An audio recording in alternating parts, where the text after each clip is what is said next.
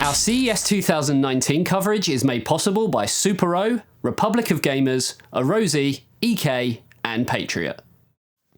Hey everyone, I'm Andy Raffel from eTeknix.com. Now, in the past at CES and Computex, we've seen sort of Lian Li trying to innovate, and today is no different. They had the DK04F, which is essentially their DK04 desk with its height adjustability, very much like I've got here, but with a slight difference. So what it has is a tempered glass top, and it actually has a remote control.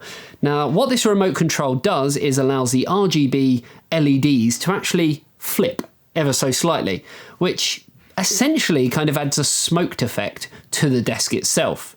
So what it allows you to kind of, visualize is if you've got your system inside, you can press the button on the remote and everything will just kind of go dark, but not completely dark. It still shines through some of the kind of RGB components that you may have of your system inside the desk. This is actually something that's quite cool. I think it's a little bit way off from kind of where it needs to be, but it gives you an insight as to what can kind of be done in the future. So maybe at Computex 2019, we might have kind of a more final, polished version of this desk. Next up, we have the O11 Dynamic, but what they've done is they've actually kind of built up a system in conjunction with EK with a distribution block in the front. Now this is really nice because generally when you see a distribution block from other manufacturers, it'll have a kind of frosted look to it.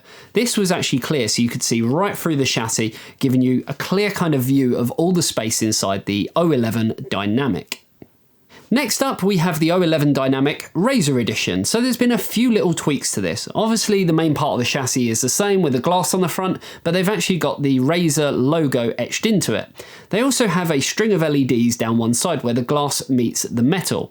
Now, it does actually look like the LEDs are kind of on one strip there and one strip in the corner, but actually the way that the strip works is it shines through the glass to kind of give a representation on the other side that there's more LEDs than there are. This actually looks really, really cool.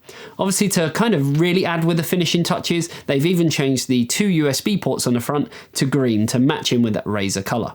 Another product that they were keen to show was off some of their AIO designs. So generally when we've seen case manufacturers in the past, they'll have cases, power supplies. Cooling is kind of the next inevitable step. So they were just showing off a few prototypes, and hopefully it's something that we're going to see kind of later on as time develops. They did have some other ones, but sadly we weren't able to get any shots of it on video. Lastly, what Lian Li had was a kind of bigger brother of the O11 Dynamic. This is the O11 WGX ROG Certified Edition. So basically imagine an O11 Dynamic, but ever so slightly wider and bigger. Obviously being ROG certified means that it has some really kind of subtle branding on the front of it, and will look perfect with any ROG system.